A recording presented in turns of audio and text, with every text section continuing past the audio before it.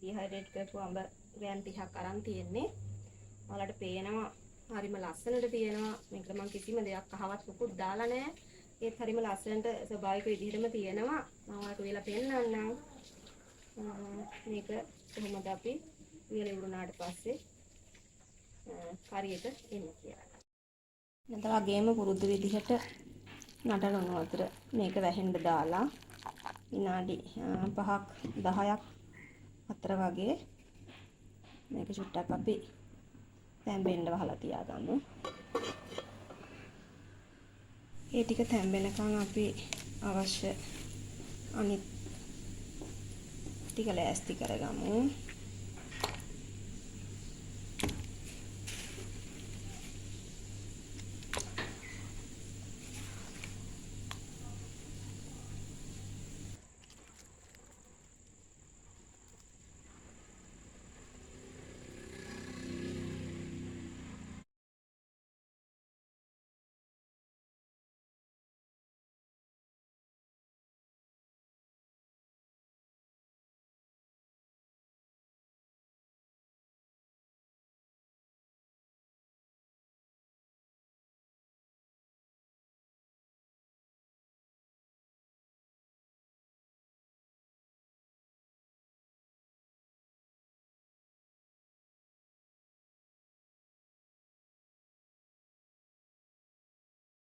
දැන් අපි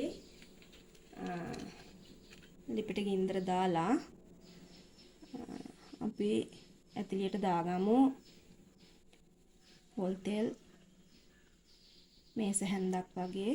මේ තෙල් මං ගෙදර හිඳගත් ඒවා. ඒ නිසා කිසිම අහිතකර දෙයක් මේ තෙල් වල නැහැ. තෙල් එක රත් වුණාට පස්සේ අපි මේකට දාගමු කුළුහාල් තේ හැඳි භාගයක්. අබ තේ හැඳි කාලක් විතර. දැන් අප ටික හොඳට කුකුරානකන් ඉඳලා ඒකට මම එකතු කරගන්නවා කපාගත්ත මිරිස්. මම නම් දාන්නේ මගේ පත්තේ හැදිච්ච නයි කොච්චි. මම මිරිස් දෙන්නේ නැහැ. මම කොච්චි එකම දාන්නේ. මම වාක්‍ය හදලා තියෙන හින්දා. ඊට පස්සේ මම මේකට සුදු ලුණු බික් දෙකක් විතර කපලා දා ගන්නවා. කරපිංචා නැතිත් එක්කම නැති අයින් කරන්නේ මම.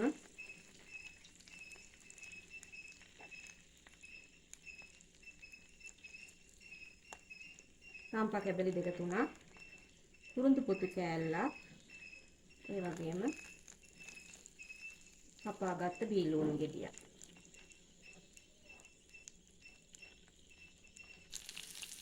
අපි මේක දැන් හොඳට කලවම් කරගමු.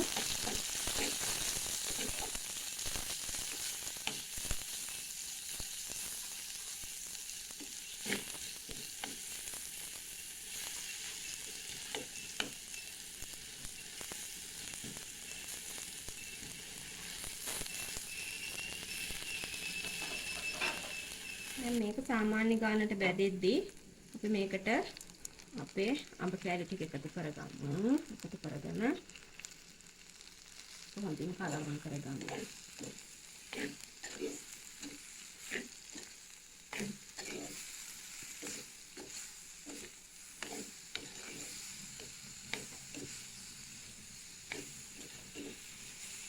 මේකේ හොඩි වගේ තියෙද්දී හොඩි එක හරිම රසයි. ඒ හින්දා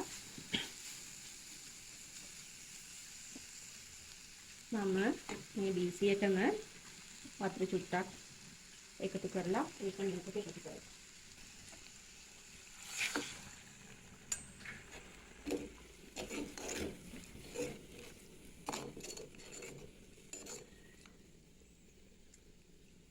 අපි මේක දැන් විනාඩි 3-4ක් වහලා ඉදව ගමු.